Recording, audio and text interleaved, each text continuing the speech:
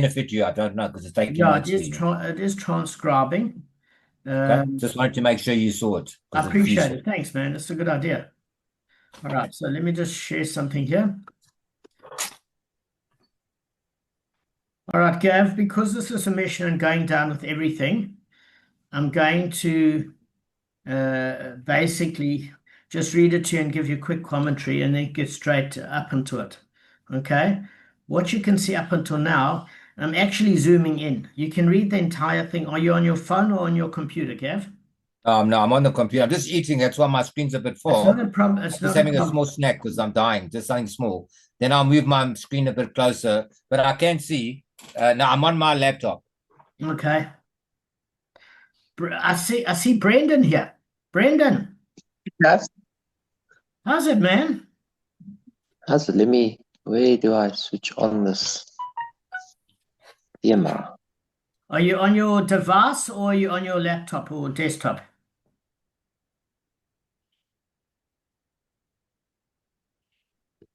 You can Guys, I see want to. if somebody's in portrait, Damon, that means they're on their phone. If I, they're in uh, landscape, I see that. can't Look. see. I'm just looking at the mission I'm sharing with you guys. I can't see the rest. Oh, I okay. minimized it. I'm sorry, But just guys. now, when you see everybody, the guys that are in landscape are on their Oh, laptops, okay. and the I can guys see you that guys. are in portrait are on Okay. their phone. All right. So what I'm going to do is I'm just going to zoom in, guys, so that those that are on their phone can see.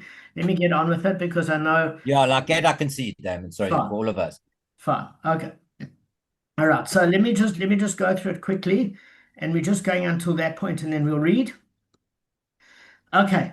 So Gavin, chapter one.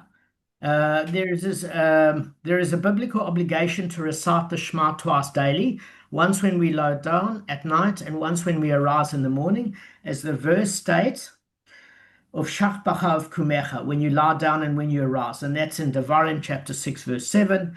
And this obligation is not tied, however, to the moment that the individual goes to sleep or gets up. Rather, it relates to the time when it is customary for people to engage in these activities, whether the individual in question does so or not. And we actually laughed, Gavin, last night when we gave the share because we said you and I have got an erratic schedule, and thank goodness it's not based on us, but based on the fact that normal people can have a decent night's sleep. So it always the halacha goes not on necessarily the individual, but on the general consensus of what's the normative comparative. So the Mishnah following delineates the time period when the evening Shema must be said. From when may we fulfill the obligation to recite the Shema in the evenings? From the time that Kohanim who were Tameh may enter to eat their teruma at nightfall.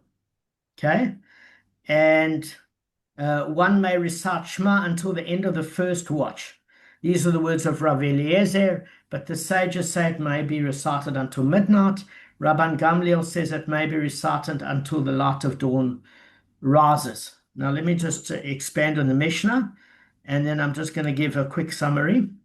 Lance, I'm going as quickly as we can. We did do this yesterday, but I'm doing this for Brendan and Gavin, just to give them an idea of what the Gemara is going to be based on. So the Mishnah recounts an incident. It once happened that Rabban Gamliel's sons came home after midnight from a banquet. When we refer to a banquet, Gavin, according to Rashi, it's generally where alcohol is served, and in most cases, it's a wedding. Uh, um, and they said to Rabban Gamliel, "We haven't recited the Shema, may we recite it now?" And he said to them, "If the light of dawn has not yet risen, you're obligated to recite the Shema." And it is not only in this case that the sages said until midnight, when according to biblical law, the time actually extends until dawn. Rather, whatever mitzvah the sages said may be performed only until midnight, the time of the mitzvah actually extends until the light of dawn rises. In the case of the burning of the sacrificial fats and limbs, the time of the mitzvah extends until the light of dawn rises. And all those sacrifices that may be eaten for only one day, the time of the mitzvah actually extends until the light of dawn rises. If so, why did the sages say regarding these mitzvot that may be performed only until midnight in order to distance a person from sin? So I'm just going to break it up with a 5 minute summary. And basically, Gav, if I can just go through like this, that where the sourcing is in the first two verses of the Shema in Deuteronomy. It talks about this obligation of when you lie down and when you arise. Uf b'shach bacha uf kumecha. And the third verse, which is in Exodus, which will be covered in the 12th daf, is an entirely separate obligation. So the time for recital depends simply on night and day, as far as the third verse is concerned, but not on the times of lying down and arising. Do you get what I'm saying? So the third verse, they're not as particular. It just so happens so that if you're doing the first two, you have an obligation to do the third. But the instruction about following it in terms of sleeping time as opposed to night in general comes from the pasuk itself. So I just wanted to go through that with you. Are you aware that the third paragraph is from Shmot and not from Devarim? Gav? No, well, now I am. Okay. Have you done brachos before, Brendan? Brendan, you want to unmute? Is he not frozen? I don't know. Frozen is a Disney movie. Let me see. Okay. I think he's frozen. He's either frozen or it's just a picture. I don't think it's actually him. I'm not sure. As long as he can hear me, it's not a problem. All right. Lance, have you lost interest because we're revising? Because I know you like new stuff, but Gavin's very much part of what I wanted him to join. Lance? Okay. I learned it last night, yes. No. I know you know it last night, but for this, if you disappeared yesterday because of a meeting, I would have obviously kept you up to date as well, because unfortunately, the rest of the Gemara is based on this Mishnah for many Gemaras to come. So it's important to go through it for 2 minutes. Okay. I can hear you guys. Perfect, Brendan. That's all I wanted to know, that we didn't lose focus. So, Brendan, do you know what the teruma is? Yes. What is it? It's a tuma is like negative state you're in. That's correct. That is tuma, and it is going to come appropriate. But do you know what teruma is? No. Okay. So I'm pleased you got the second part, because you understand what this verse means. So teruma, Terumah, is the portion of the crop of Eretz Yisrael that must be given to a Kohen. And it can be eaten by a Kohen that is not in a state of Tumah, but in a state of Tahor, purity. So you're right, Tumah is a state of impurity, and the Kohanim can't eat the Terumah in that state, and they have to be Tahor. So a Kohen who becomes Tameh, which is spiritually impure, is forbidden to eat Terumah until he first immerses himself in a mikveh, Brendan, on the designated day, and then on that particular day he has to await till nightfall. And we learn that in Yevamos 74b. And then this word bashach bacha, when you lie down, teaches the earliest times one may start the evening Shema. So if you have a look, there are 3 opinions in the Mishnah. The first opinion is, as you know, is Rav Eliezer. Lance, since you did it yesterday, what's his opinion? It's simple. It's not complicated. Lance?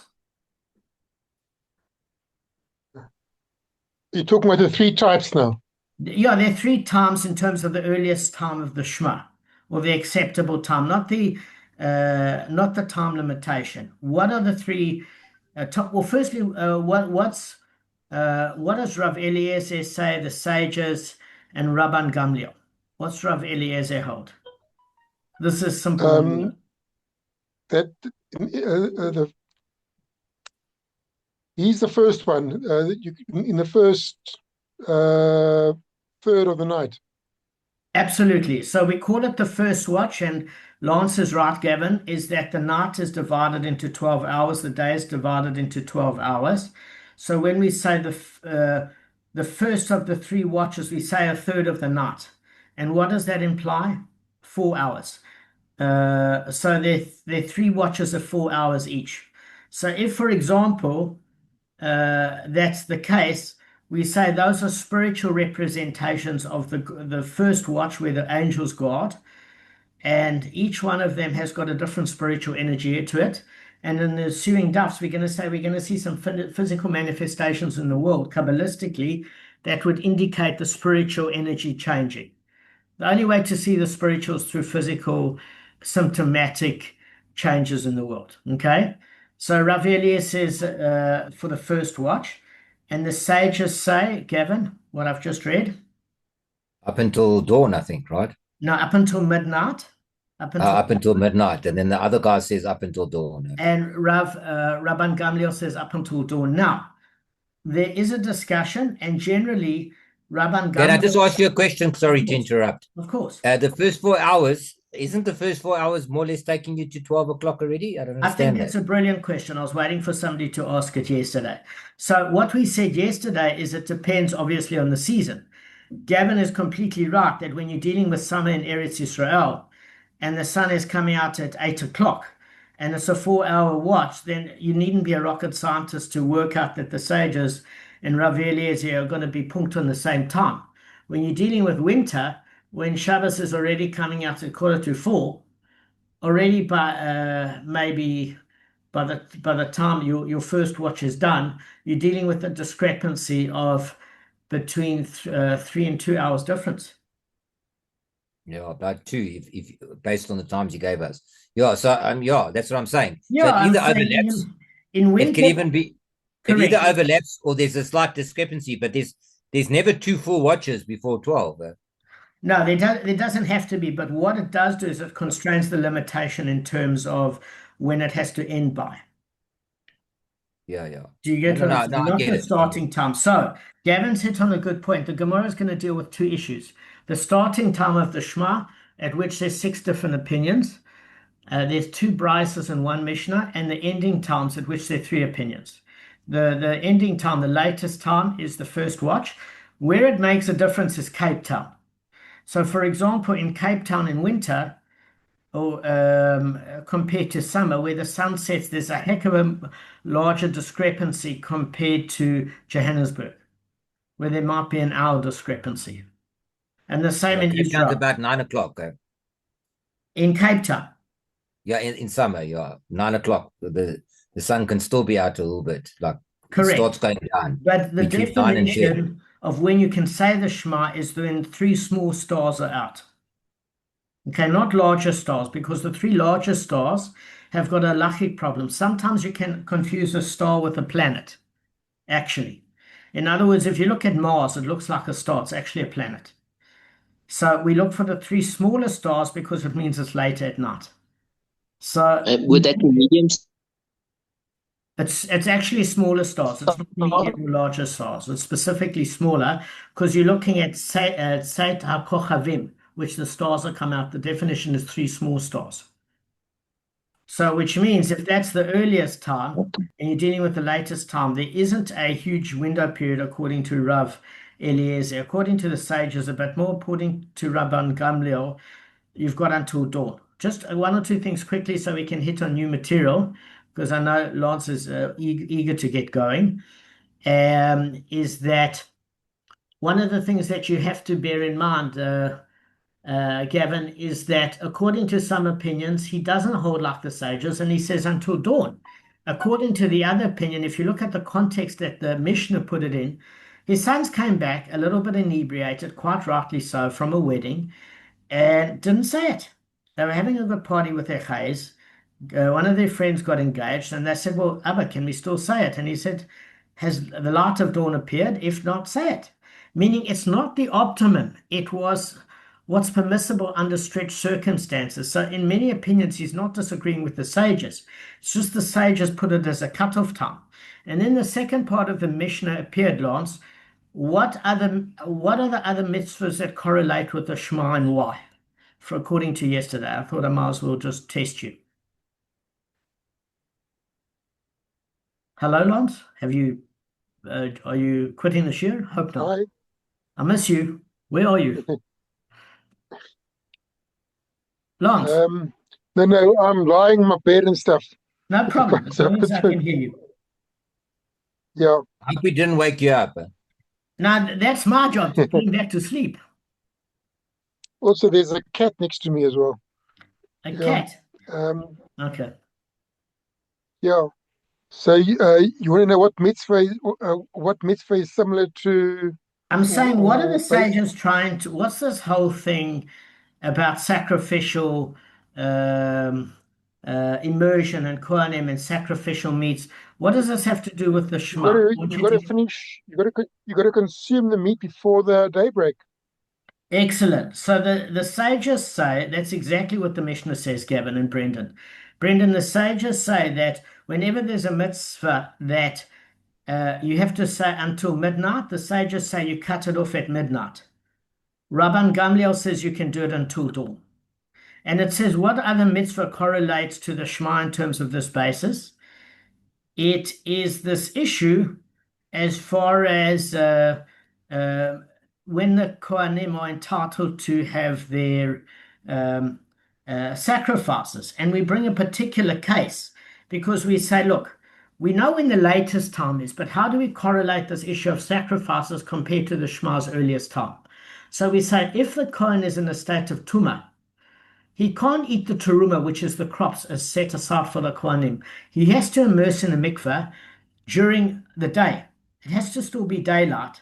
And then when the sun goes down, he's has to eat, he can eat the teruma. But the next day, he then has to bring the sacrifices in order to purify himself. So basically, he's not precluded from eating the teruma, even though he hasn't yet set forth the sacrifices, as long as he's immersed himself in a mikveh and he's waited until nightfall. So that is governed as the earliest time to say Shema, because we say, well, what's considered nightfall? When the three smallest stars come out. So that's the earliest time governed. And then while we're talking about that, we say, well, what's the latest time? And it's also governed according to a mitzvah that is limited, meaning when are the sacrifices can be eaten until? If you bring a sacrifice on, like a Kohen has to bring a sacrifice on behalf of one of the congregants, he can partake and the congregant can partake. They have to basically, they can put it on during the day, but it cooks in the evening and you can partake until midnight. And the sages say that you can't do it until dawn, Gavin, because at the point until dawn, Brendan, I don't know if you know this, it becomes a problem. And that problem is fairly clear that, how do I put it, is that it becomes almost a case where it's prohibited to eat. In fact, it becomes a karas effect. In other words, if you look at Zavachim 53, 54, and 55, although we can see in actuality the Torah permits the sacrifices to be eaten until dawn, and whatever remains becomes classified as notar, which is a leftover.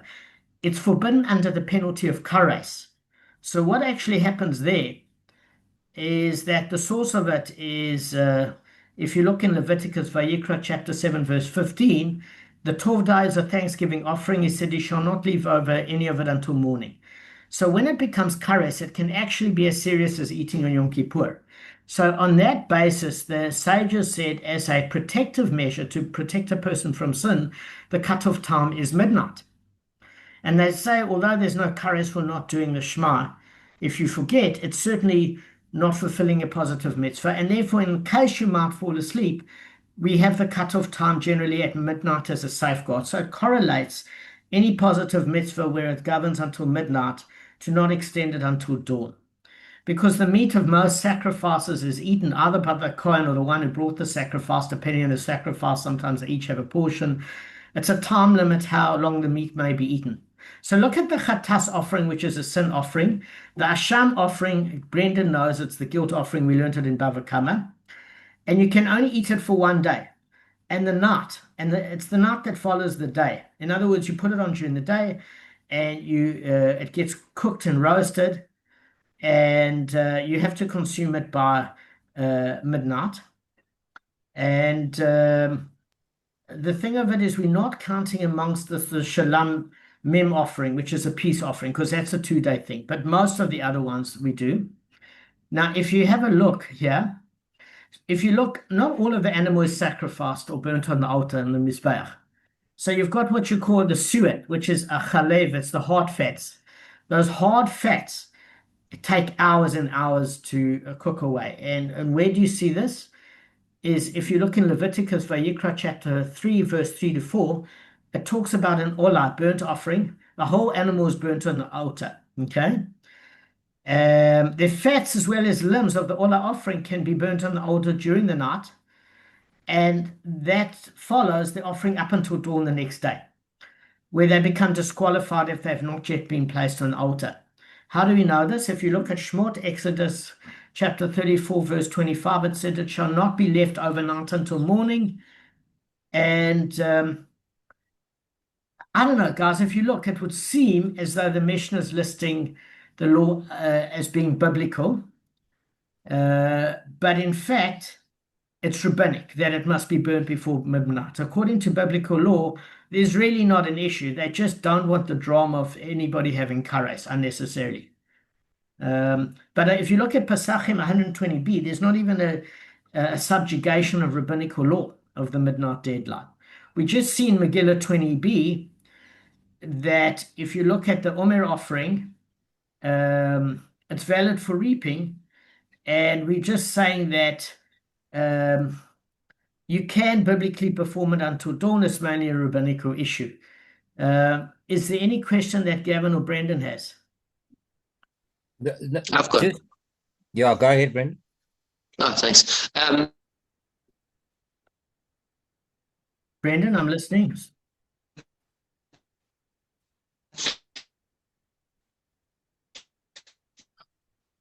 Brendan?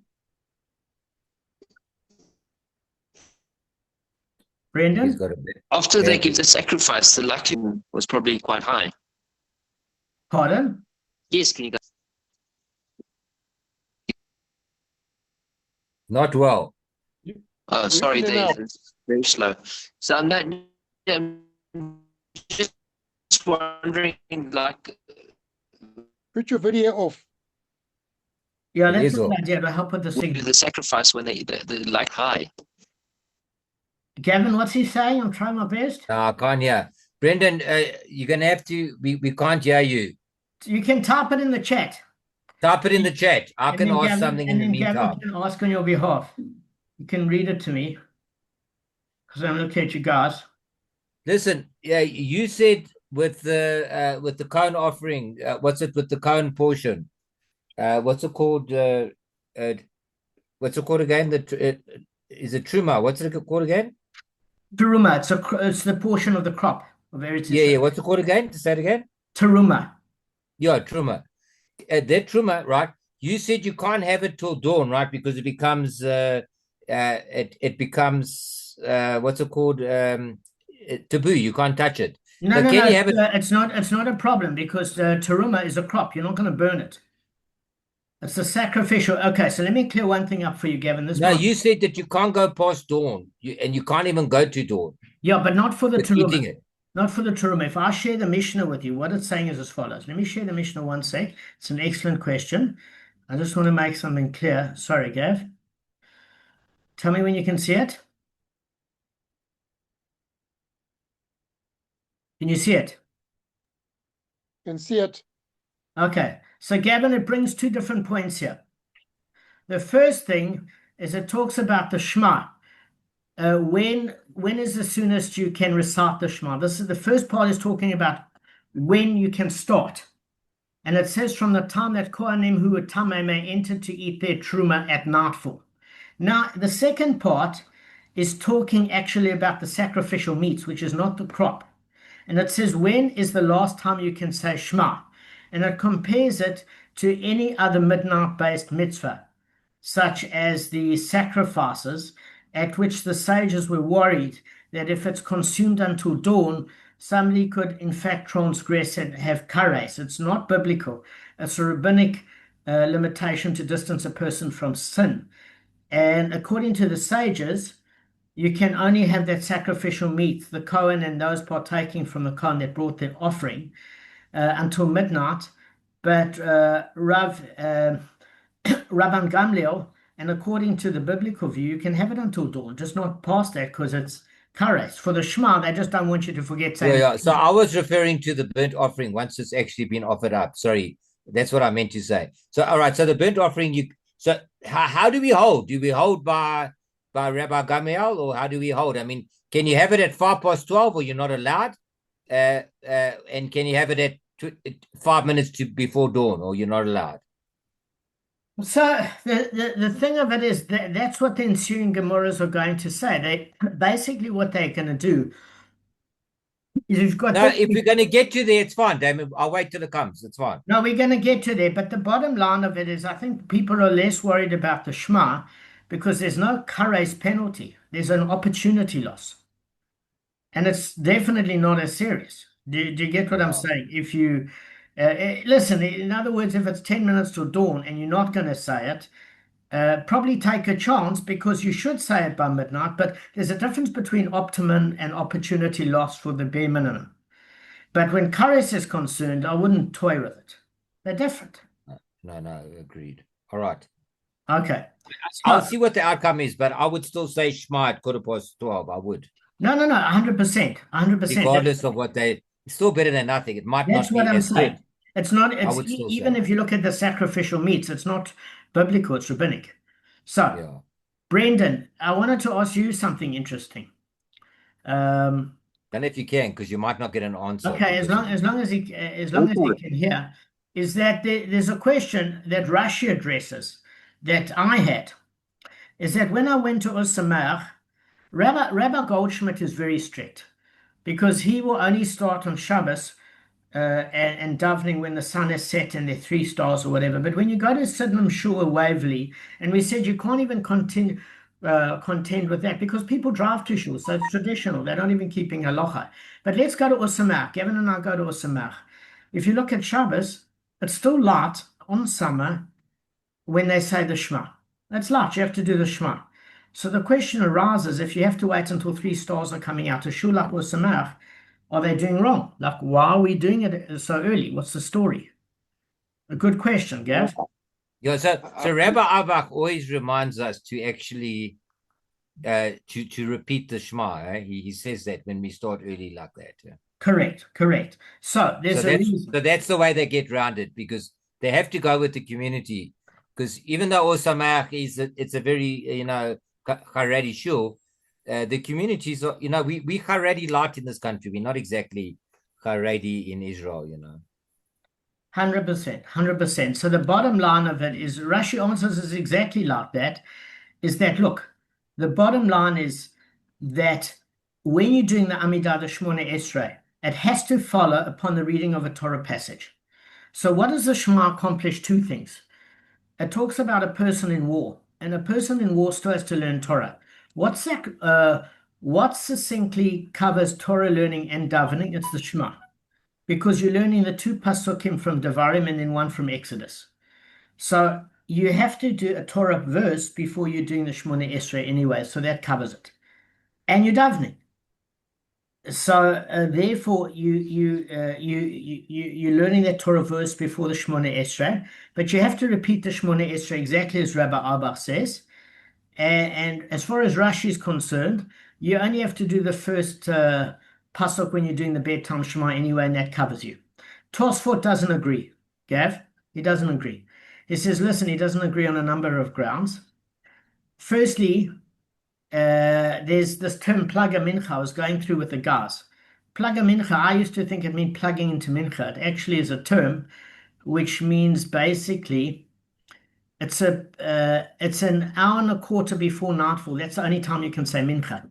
According to many opinions, it's not after 12 p.m.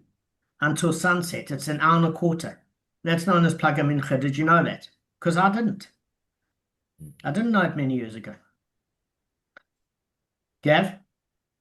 Yeah, you. It's so I don't even what does that mean? It's an hour and a quarter before nightfall. You have to do mincha, and therefore it doesn't allow you that much time. So as far as that's concerned, so how do we do back to back? Sorry to interrupt, because we're doing it. It's not an hour and a quarter before. It's fine. It can't be before an hour and a quarter. Oh. Yeah. So how do they do the lunchtime one then? There's one at like 1 o'clock or something every day. So then they don't hold by Rabbeinu Tam. because the reality is, if you have a look in the Mishna in page 235, they say that the first two sections need to be repeated. And they say it's actually, according to the Magen of Raham, it's better that all three sections of the Shema are repeated. Well, you have to fulfill your obligation completely.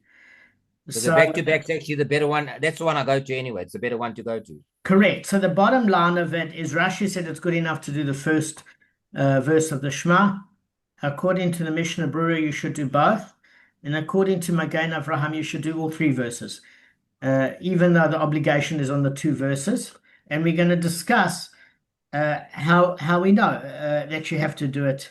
So, bottom line, Rav Eliezer is talking about the period to do the Shema latest when people go to sleep in the first watch, in the first spiritual watch, which is 4 hours from the time of sunset to 3 stars until obviously 4 hours within that watch.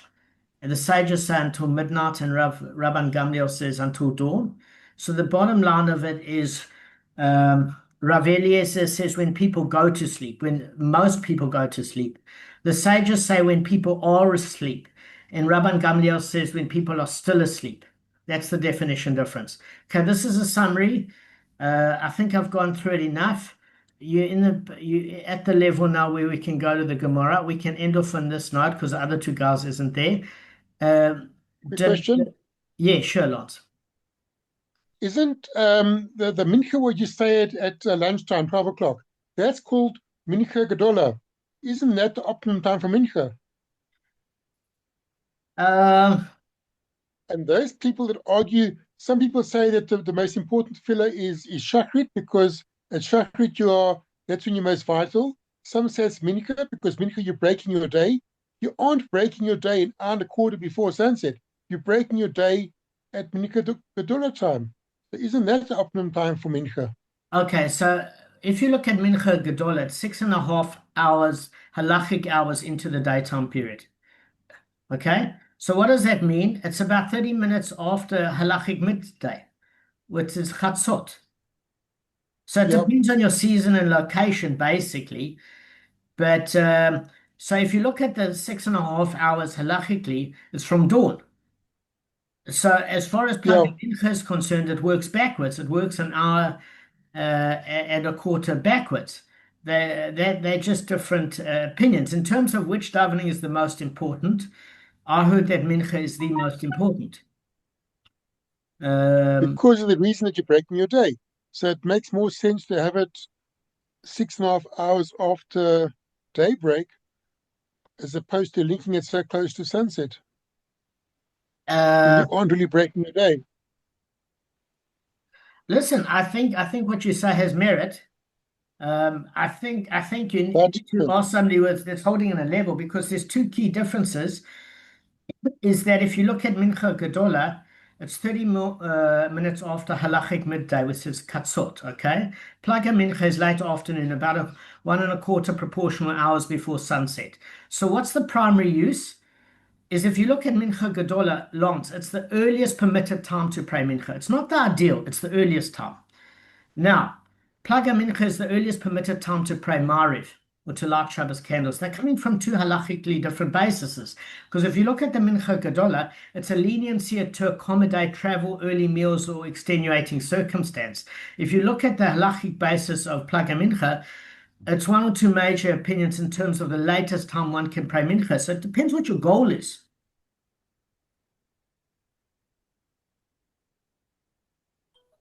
Am I making sense to you? It's basically where you want your emphasis to be.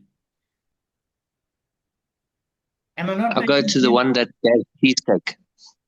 So in other words, Mincha Gedola, Lance, was actually rule to be cut and dry, not depending on the person. No, what I understand, that's the yek in you that wants to start exactly at 6, and sounds very bad now. But what I'm saying to you is the halachic basis. You've got to look at what is the primary use in the halachic basis, not the timing. Because you can say, yes, timing ideally, if you're doing 30 minutes after halachic midday with this chatzot, That seems more ideal because you're making it a priority and an emphasis compared to late afternoon, about an hour and a quarter proportional hours before sunset. That just sounds like convenience. But then if you go back, see why it was instituted. So what's the primary use? Is Mincha Gedola is the earliest time to pray Mincha. And for many people, they say, listen, I want to do the Mincha with Kavona. And the earliest time, I'm Berachos. I want to do it with alacrity. Let me use that.